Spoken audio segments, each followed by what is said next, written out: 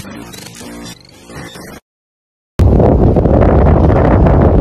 mga ka-babes, long time no vlogs. Kumusta kayong lahat? Ito, fall na dito. Ayan, pumpkin month na dito. Medyo malamig. Tagal ko lang nakapag-vlog, so 1 month na yata. Ayan, lakas ng hangin, no? Ay, lamig. Hindi ako nakapag-jacket. Balita. Tagal ko nang walang update sa inyo, ha. Ayan. Ang galing ako ng bumili ako ng saging sa grocery store, tapos naman din ako parcel dito sa post office. Yan, pabalik na ako ngayon ng bahay. Medyo may hangover pa kasi napainom kagabi mga tropa dito. Fall na dito, ang ganda ng mga dahon-dahon, kulay dilaw na siya. Amis ding mag-update sa vlog, medyo na-busy rin kasi hindi masyadong makapag-upload. Medyo busy lagi sa trabaho. Dami ditong mga nakapost. Citizenship preparation. Kan dito, this Canadian citizenship preparation course is over to help individuals.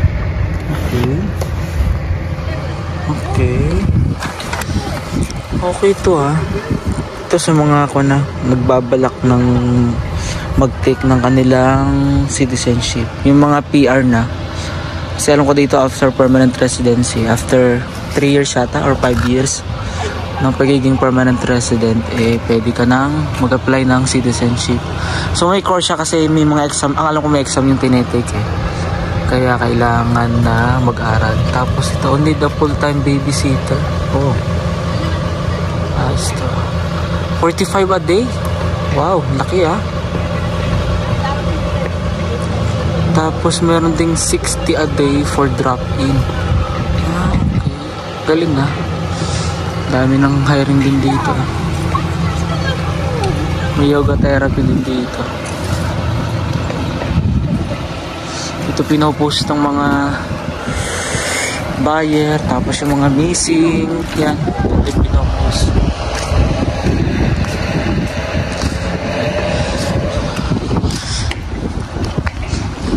Next one siguro. Puro ko na to. Puro yelo na. Ngayon, clear pa yung kalsada. Yan. Ganda pa tingnan. Maganda rin naman sa winter. Kaso nga lang malamig. Cute ng aso. Mate, cute. Ito, bagong panto. Bagong kainan. Ito, blackberry tree.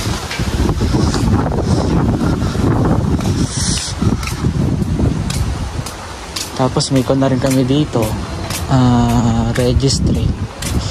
Yung nga lang, wala pa yung sa driving. Kasi this coming October, pwede na akong mag-take ng driving this October 11. Saktong birthday ko yun.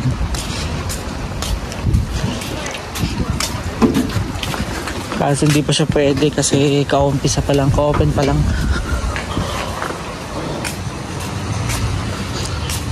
Siguro it will take at least 1 month or 2 para makapag-open sila sa registry. Meron silang written exam sa pagdadrive, pero yung actual wala pa. Mas gusto ko sana ditong mag-take kasi medyo familiar na ako dito sa highway sa amin, dito sa mga daan. Ay, ang ganda nito. May competition to, may mananalo dito for second, third place. Kasi nga Pumpkin Day, October Day dito, Pumpkin Day. Ganda ng fall. Diba? Ganda, no? Grabe. Ayun yung mga dahon-dahon, no? Sarap ng feelings. Fresh na fresh yung hangin. Araw, tirik na tirik yung araw.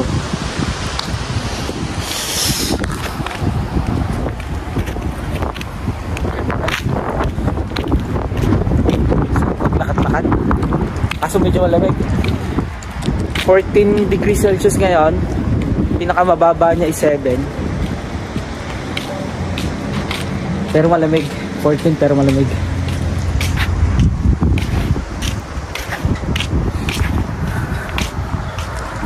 Ito kasi ito. Yan o. Ganda, no?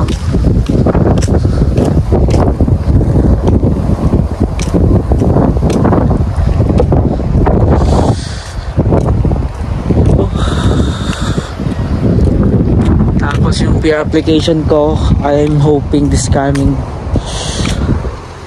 September 30th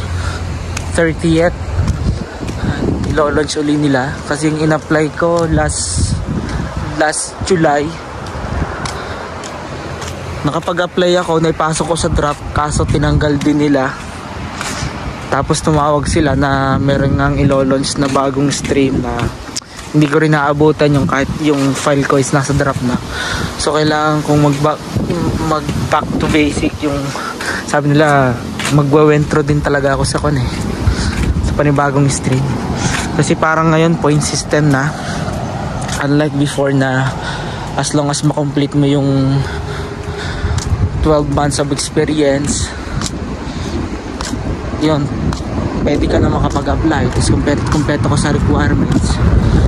Kaso ngayon kasi nga medyo pinakakalata ngayon, kung nababalitaan nyo sa news, yung 20% na cap for foreign workers, binaba pa nila ng 10%. So meaning to say, kada employee required lang silang mag-hire ng 10% na foreign worker. Talagang medyo siksikan na yung mga tao dito sa dami ng pumapasok. Tapos kung nabalitaan nyo din yung international student na is 70,000 ang alam kong massive deportation na gagawin sa kanila kasi nga they are here just to study. Yun naman talaga yung purpose, not to work. Yun, kaya medyo lalong alangan din ngayon yung mga international student, mga kaawad.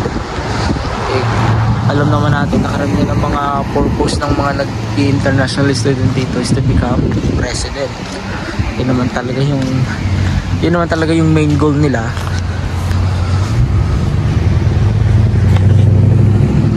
Kaya medyo naghihigpit sila kasi nga yung, kung naalala niyo yung mga vlogs ko before, sabi ko na yung 6.2% ng total na foreign worker na nandito, including me, yung mga hindi PR hires. So foreign worker meaning to say yung mga LMIA base working permit, tapos yung mga international student, yan, yung mga asylum, yung mga PGWP, yan, nasa 6.2% kami. Yung gusto nila gawin nilang 5% lang before the end of 2027. Yun ang plan nila. Tapos ganito nga yung situation, medyo pahirapan din sa paghahanap ng trabaho. Talagang medyo mahirap mag-hire ngayon. Kaya yung mga nagbabalak pumunta dito, talagang medyo mag-isip-isip din muna kayo kasi talagang mahirap. Yun yung reality. Kumbaga ngayon parang pa na siya. Marami ka ng kakompetisyon sa pag-apply dito. Kasi nga gusto rin nila na maging maayos muna yung yung status ng mga nandito na sa loob. Karamihan ng mga provinces talagang naghihigpit na sila. Ang dami ang nag-plug polling yung mga from tourist yun, tapos isa pa yung mga tourist visa yun, not allowed na talaga silang makapag-work dito. Ganda nito. Nakuha nga ako dito. Ganda, no? Ayun na. Para ka nasa Korea, no? Ganda. Wow! Amazing. Amazing. Amazing. So yun yung mga ways nila para ma-reduce yung mga foreign worker dito. Ang dami ng mga kabayan din, although may mga nagsasucess naman. Yung mga nagsasucceed pag nagpa-plug polling yung kwan sila, liliban sila ng border ng US. Yung may mga nakakuha ng work permit yan, yung mga naprobahan yung gabiya yun. Pero karamihan din nade-deny sila, nare-reject sila. So ang nangyayari pag ganon, automatic bibigyan lang sila ng immigration officer ng ilang weeks. Kailangan nilang umuwi yan, iba 2 weeks, 3 weeks uwi na sila yung pag na-reject yung kanilang plug polling. Kaya nakakatakot din talaga. Yun yung current situation ngayon ng Canada. Itong ang Alberta, yung place ko dito, wala naman dating point system dito sa pag-apply ng permanent residency. Maluwag, tapos ang dami nilang stream. Meron silang Alberta Opportunity Stream, meron silang Rural Stream, meron silang Express Entry Stream. Yun, dati basta comply ka lang sa requirements, maka 12 months experience ka na may minimum na 30 hours per day, pasok ka na. Ngayon, point system na, tapos this coming September 30 yun, doon namin malalaman kung may minimum points ba or maximum points na kailangan ng ang isang applicant. Yun yung nangyari doon. Tapos buti na lang din, ang nakaganda dito sa town namin, maliit lang kasi itong town namin. Ang nakaganda, kahit ganito yung situation ngayon sa Alberta, sa Canada, sa buong Canada, is na-apply pa rin nila ng rural itong aming community. Maliit kasi itong town namin, kasi kapag maliliit yung town, less than 5,000 yung population, tapos outside ka sa city, malayo ka sa city, katulad namin, malayo kami sa Edmonton or sa Calgary. Pag sa Edmonton, an hour drive, an hour and a half yata pag sa Edmonton, tapos sa Calgary nasa 4 hours. So pasok kami sa census na maliit lang yung population namin, tapos outside the city. So anong nangyayari, yun, pwedeng i-apply ng mga board of chambers, yung mga businessman dito, pwede nilang i-apply sa rural. Yun, and thank God na grant naman yung request nila. So last week lang, nasa system na kami ng Alberta website. Ayan, yung mga may hindi pa alam na kabayan na nandito sa Alberta, yun. Kasi madaling pathway din yun para sa mag-apply ng permanent residency. Pag rural yung ginamit mo, kasi may endorsement yun ng town nyo. Parang 6 months lang, pwede ka lang ma-permanent residency, yung advantages doon. Yun naman yung nakaganda, kahit yung situation sa Canada ngayon is ganito, at least na-approve pa rin yung town namin na maging rural. So yun yung isa sa pathway na tinitingnan ko. So kumbaga ngayon may 2 options na ako pag nag-apply ako pag in-apply ko yung aking permanent residency. So I'm hoping makuha ko na rin yung mag-ina ko. Isang taon na rin ako dito eh. To be exact, 1 year and 2 months na ako dito. Kaya I'm praying mga ka-peeps na yun. Yun talaga yung main goal. Basta ma-PR ka, madali na yung susunod. Kaso ngayon yung talaga muna yung kailangan mong ayusin. Yung kailangan mong munang makuha. Permanent residency. Lamig. Tignan nyo, ang ganda ng paligid ko.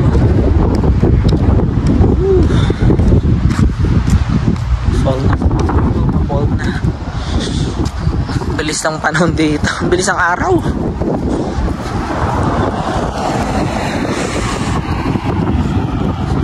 Tignan nyo yung Korea ito siya. Downtown niya, nagpapatak-patakan na siya. Galing na.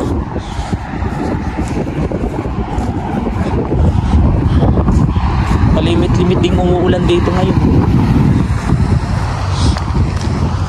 Lalo pag gabi, yan, umuulan talaga. Yan, dito na ako sa bahay mga ka-tips. Hindi rin ako nagbabike ngayon kasi nasira yung plates. Ito pakita ko sa inyo. Hindi ko kasi usually dapat pag pinepedal mo siya, naglalak siya, di ba? Pero ito continuous lang siya. Ayan, ganyan lang siya. So walang grip. So walang tension dito, kaya hindi ako makapag-bike. Yan, dumutong. May time na naglalak siya, may time na hindi. Yun. Siguro kailangan kong palitan yung may bearing yata dito, kailangan ko sigurong palitan yan. Pero anyways, kaya namang maglakad. Nag-enjoy din naman ako sa paglalakad ngayon. So ito ngayon yung yan. Ito yung scene ngayon dito. Ganda ng scenery ko. Diba? So yun lang. Thank you for watching my vlogs. Nadi-delay. Hindi ako consistent makapag-upload ngayon, pero I will try again my best para makapag-upload. Ako nagpapagupit 1 year 2 months sa tong buho ko. Kinukulit na ako ng asawa, sabi ko ayun, dating mo na lang dito sa ako magpapagupit. So yan, yun yung latest update sa akin. Still kicking pa rin naman, still surviving dito. So yun lang mga tips. So always watching my vlog and see you again sa mga susunod kong vlogs. So God bless you.